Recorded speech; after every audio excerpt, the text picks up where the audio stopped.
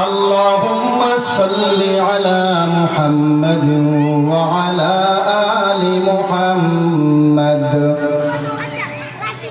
كما صليت على إبراهيم وعلى آل إبراهيم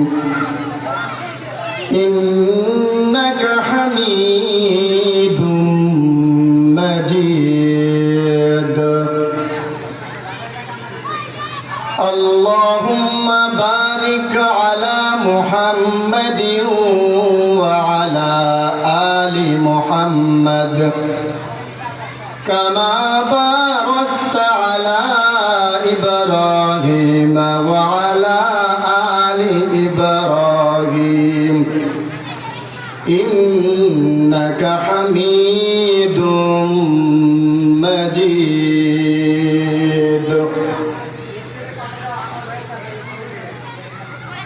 আলহামদুলিল্লাহ, আমরা আল্লাহ পাকের দরবারে অসংখ্য অগণিত শুকরিয়া আদায় করছি যে আল্লাহ পাক রব্বুল আলামিন আমাদেরকে দুনিয়ার বিভিন্ন ঝামেলা থেকে ফারেক করে, মুক্ত করে, নির্বাচন করে, পছন্দ করে মহান আল্লাহ আমাদেরকে দ্বীনি একটি মাজমায়, দ্বীনি একটি মজলিসে আসার বসার তৌফিক দিয়েছেন। এজন্যে আমরা শুরুতেই শুকরিয়া আদায় করছি। আমরা বলছি আলহামদুলিল্লাহ। মুআজ্জাজ মুকাররম উলামায়ে কেরাম, পর্দার আড়াল থেকে আলোচনা শুনছেন আমার পর্দানিশীন মা ও বোনেরা। সময় যেহেতু সংক্ষিপ্ত, তাই সংক্ষিপ্ত পরিসরে, সংক্ষিপ্তভাবে কিছু আলোচনা করার চেষ্টা করব। ওয়ামা তৌফিক ইল্লা বিল্লাহ। আল্লাহ যেন আমাকে সহি নিয়তে আলোচনা করা এবং আপনাদেরকে সহি নিয়তে আলোচনা শোনার তৌফিক দান করেন। এজন্যে আমরা সকলে বলি আমিন।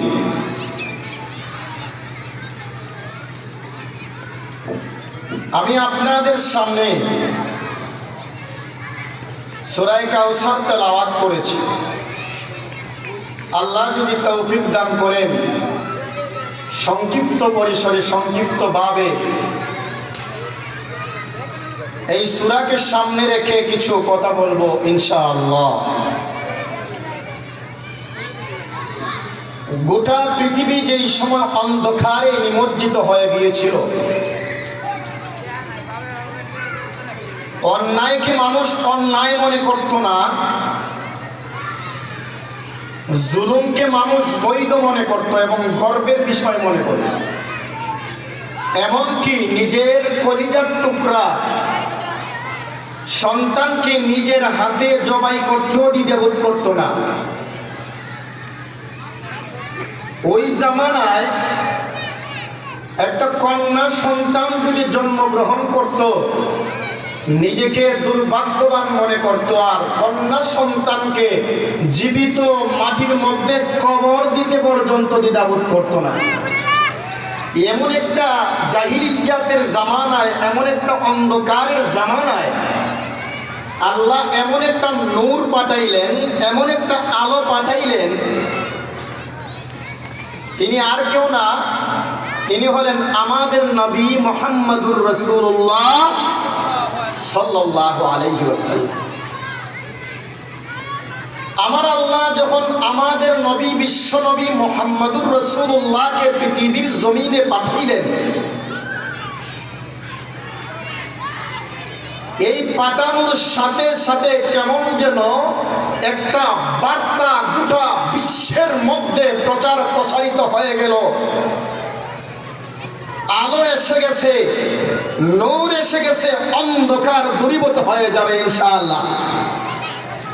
এমন একটা বার্তা চতুর্দিকে, খবর চতুর্দিকে পৌঁছায় গেল। সেই সুপার পাওয়ারওয়ালা ব্যক্তি আর কেউ না, তিনি হলেন আমাদের নবী মুহাম্মদুর রাসূলুল্লাহ সাল্লাল্লাহু আলাইহি ওয়াসাল্লাম। ওই নবীজি জন্মের পরেই যিনি আমাদের কথা ভাবছেন, 63 বছর জিন্দেগি যিনি আমাদের কথা ভাবছেন, ইন্তেকালের সময় যিনি আমাদের কথা ভাবছেন, উম্মতের কথা ভাবছেন, হাসরের ময়দানে যাইয়া মাকামে মাহমুদ নামে যে মর্যাদা সম্পন্ন আসন, যে জায়গার মধ্যে যাইয়া যাদের কথা আল্লাহর কাছে দোয়া করবেন, নানা বিনায় কান্নাকাটি করবেন যাদের মুক্তির জন্য, তারা আর কেউ না, তারা হলো আমরা উম্মত। ওই উম্মতের জন্য আমার পয়গম্বর কিয়ামতের ময়দানে আল্লাহর কাছে সুপারিশ করে হাজার হাজার উম্মতকে জান্নাতে পৌঁছায় দিবে। জুড়ে বলেন সুবহানাল্লাহ। এই নবীজির মর্যাদা সম্পর্কে কিছু কথা বলবো ইনশাআল্লাহ। আমরা কোরআন থেকে আলোচনা শুনব। যে সমস্ত ভাইরা এই আয়োজন করেছেন, কোরআনের মাহফিল, কোরআনের তাফসীরের ব্যবস্থা করেছেন,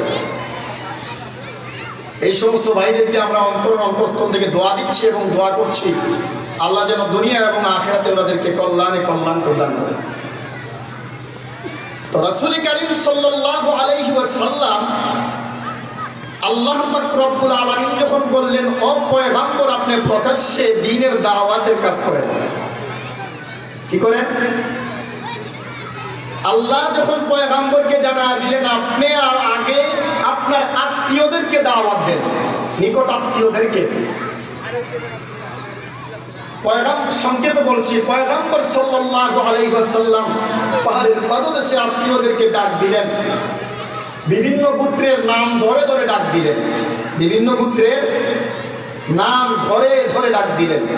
কারণ আত্মীয় স্বজনের মাধ্যমে দ্বীনের কাজের, দাওয়াতের কাজ শুরু হবে। তখন দাওয়াতের কাজ সূচনা লগ্ন থেকে পয়গম্বরের উপর জুলুম নির্যাতন শুরু হয়ে যায়। 40 বৎসরের পূর্ব মুহূর্ত পর্যন্ত কেউ কোনোদিন পয়গম্বরের বিরুদ্ধে একটা কথা পর্যন্ত বলে নাই, বরঞ্চ পয়গম্বরকে কখনো আল আমিন, কখনো আস-সাদিক বলতে বাধ্য হয়েছে। পয়গম্বরের এত সুনাম সুখিয়াতি ছিল।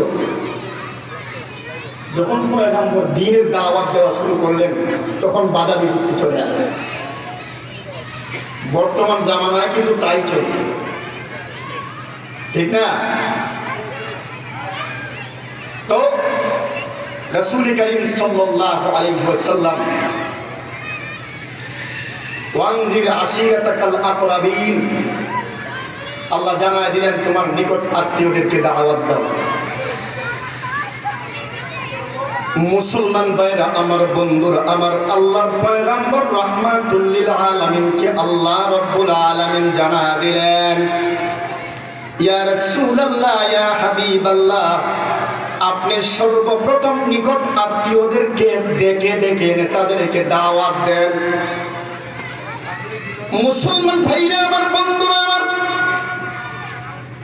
আল্লাহর নবী রাহমাতুল লিল আলামিন আত্মীয় স্বজন সবাইকে তিনি ডাক দিয়ে আনলেন, আর ডাক দিয়ে এনে তিনি দাওয়াতের যে কাজ, আমার আল্লাহ রাব্বুল আলামিন যেই কথাটা বললেন, তাওহীদের দাওয়াতের কাজটা আপনি চালিয়ে যান। আমার নবী রাহমাতুল লিল আলামিন এইভাবে যখন মক্কার কাফির বেঈমান মুশরিকদেরকে একত্রিত কইরা যখন তিনি জানা দিলেন, এক আল্লাহর ইবাদত করবা, এক আল্লাহকে মানবা, কুলু লা ইলাহা ইল্লাল্লাহ তুফলিহুন। নবী আমার রাহমাতুল লিল আলামিন জানা দেয়, বিভিন্ন গোত্রের নাম ধরে এনে যাদেরকে তিনি জমায়েত করলেন, ওই জায়গার মধ্যে কুরাইশ বংশের লোকেরাও ছিল। পয়গম্বর জানা দিলেন, আর কোনোদিন মূর্তি পূজা করতে পারবা না, মূর্তি পূজা আল্লাহর সাথে কোনোদিন শরীক করতে পারবা না, আল্লাহর সাথে কোনোদিন অংশীদার সাব্যস্ত করতে পারবা না। এইভাবে পয়গম্বর সবাইকে যখন দাওয়াতের দেওয়া শুরু করলেন, পয়গম্বর যখন লাত উজ্জার বিরুদ্ধে কথা বলা শুরু করলেন, পৃথিবীর জমিনে এই মূর্তি তথা আল্লাহর সাথে অংশীদার সাব্যস্ত করা যাবে না, তখন আবু লাহাব কিন্তু ওই জায়গার মধ্যে ছিলেন। মুসলমান ভাইরা আমার, বন্ধুরা আমার, আবু লাহাব যখন দেখলো পয়গম্বর সাল্লাল্লাহু আলাইহি ওয়াসাল্লাম যখন তার লাত উজ্জার বিরুদ্ধে কথা বলছেন, মূর্তিগুলার বিরুদ্ধে কথা বলছেন, এমন সময় আবু লাহাব অন্য গোষ্ঠীর কেউ কথা বলার আগে পয়গম্বরের বিরুদ্ধে আর কেউ কালাম ধরার আগে পয়গম্বরের আপন চাচা আবু লাহাব পয়গম্বরের উপর পাথর নিক্ষেপ করে দিল।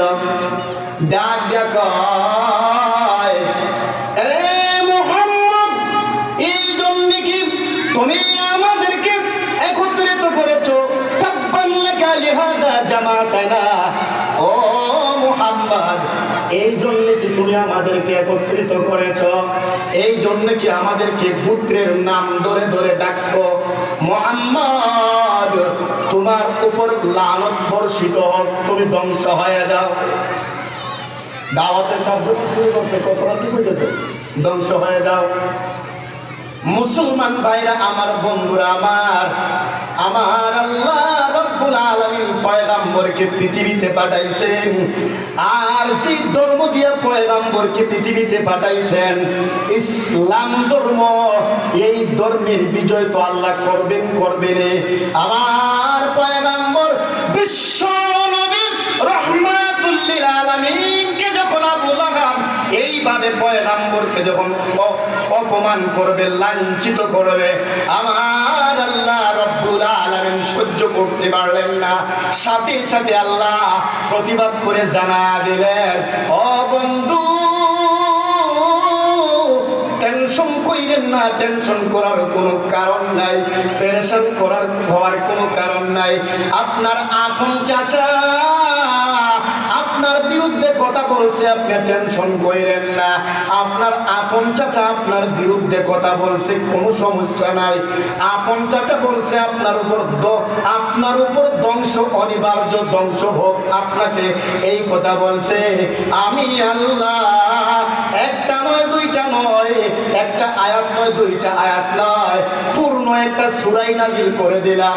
আমার আল্লাহ রাব্বুল আলামিন বলেন, তাব্বাত ইয়াদা আবি লাহাবিন ওয়া তাব্বা, মা আগনা আনহু মালুহু ওয়া মা কাসাব, সায়াসলা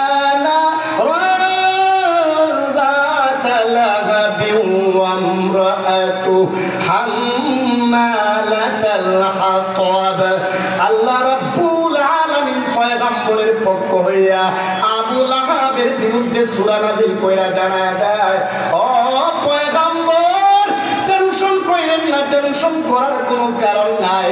আবু লাহাব আপনার বিরুদ্ধে কথা বলছে, আবু লাহাব আপনাকে অপমানিত করেছে, লাঞ্ছিত করেছে। আমি আল্লাহ জানা দিলাম, আমি তাব্বাত ইয়াদা আবি লাহাবি ওয়া তাব্বা, আমি আবু লাহাবের দুনু হাত, দুনু হস্তদ্বয়কে আমি আল্লাহ ধ্বংস করে দিলাম। শুধু কি তাই নয়, আল্লাহ রাব্বুল আলামিন বলছেন শুধু আবু লাহাবকে ধ্বংস করলাম তা না, আবু লাহাবের অর্জিত যত সম্পদ আছে আমি আল্লাহ ধ্বংস করে দিলাম। তার সুন্দর রূপবতী স্ত্রী, তাকেও আমি ধ্বংস করে দিলাম। তার যে সন্তান আছে, এই সন্তানকেও আমি আল্লাহ ধ্বংস করে দিলাম।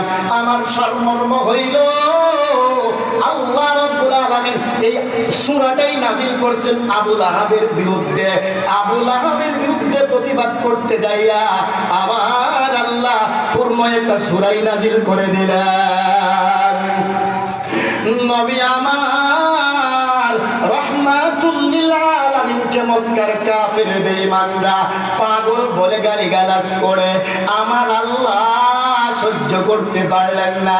সাথে সাথে পয়গম্বর টেনশন করে আমার আল্লাহ আয়াত নাযিল করে দিলেন, ওয়া মা আনতা বিনি'মাতি রাব্বিকা বিমাজনুন।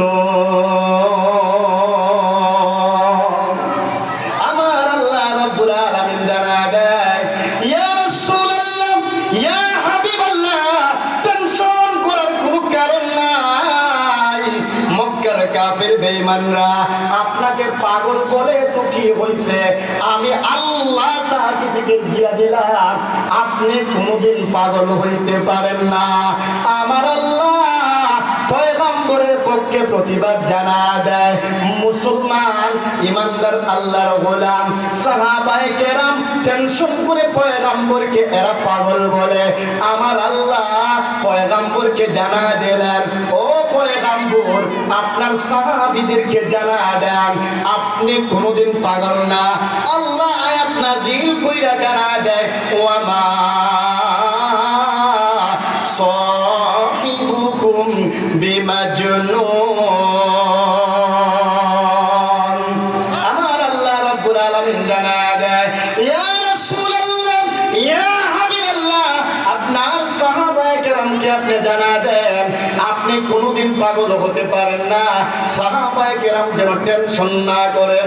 মুসলমান ভাইরা আমার, বন্ধুরা আমার, বলছিলাম যে এই কথা পয়গম্বরের বিরুদ্ধে আপনি অবস্থান করবেন, আপনার বিরুদ্ধে আল্লাহ নিজে অবস্থান করবেন। বলছিলাম সূরাটা বলে শেষ করে ফেলছি। মুসলমান ভাইরা আমার, বন্ধুরা আমার, আপনাদের সামনে সূরা কাউসার আমি তেলাওয়াত করেছি। আমার পয়গম্বর খানায় কাবার মধ্যে বৈশা বৈশা কান্না করে। কেন কান্না করে?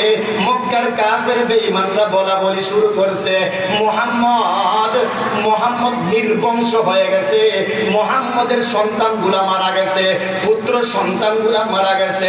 মুসলমান ভাইরা আমার, বন্ধুরা, আল্লাহ রাব্বুল আলামিন জানা দেয়, ও পয়গম্বর টেনশন কইরেন না, আপনি তারা বলে আপনি নির্বংশ হয়ে গেছেন, আমি আল্লাহ জানা দিলাম গো আপনি কোনোদিন নির্বংশ না।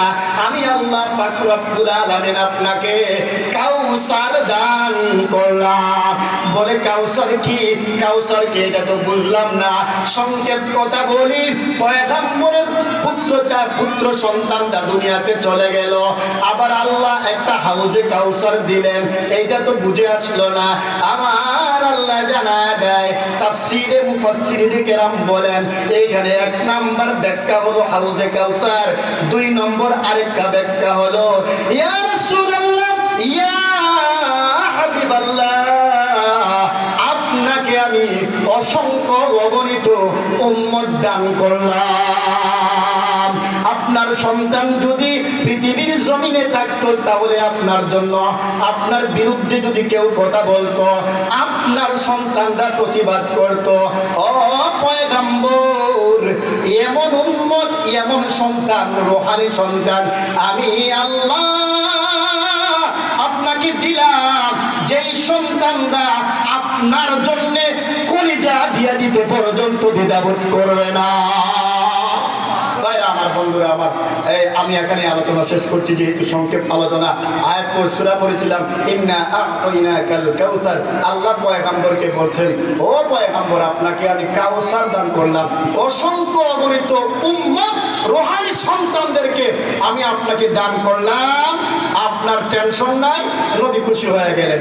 আর উম্মতদেরকে তো হাউজে কাউসারের পানি পান করাবেনি। যতটুকু আলোচনা করলাম, আল্লাহ যেন আমাকে আপনাকে সবাইকে আমল করার তৌফিক দান করুন। আর পয়গম্বরের বিরুদ্ধে যদি কেউ কথা বলে, তার পয়গম্বরের প্রতিবাদ করতে যাইয়া যদি নিজের জান দিতে হয়, নিজের প্রাণ দিতে হয়, নিজের সন্তানকে অ্যাটেক করতে হয়, সব কিছু করব, তারপরে কোন নাস্তিক, কোন মুরতাদকে আমার পয়গম্বরের বিরুদ্ধে কথা বলতে দেব না, ইনশাআল্লাহ। ঠিক কিনা জোরে বলেন। আল্লাহ আমাদেরকে আমল করার তৌফিক দান করুন। আমিন। ওয়া আখির দাওয়ানা আলহামদুলিল্লাহি রাব্বিল আলামিন।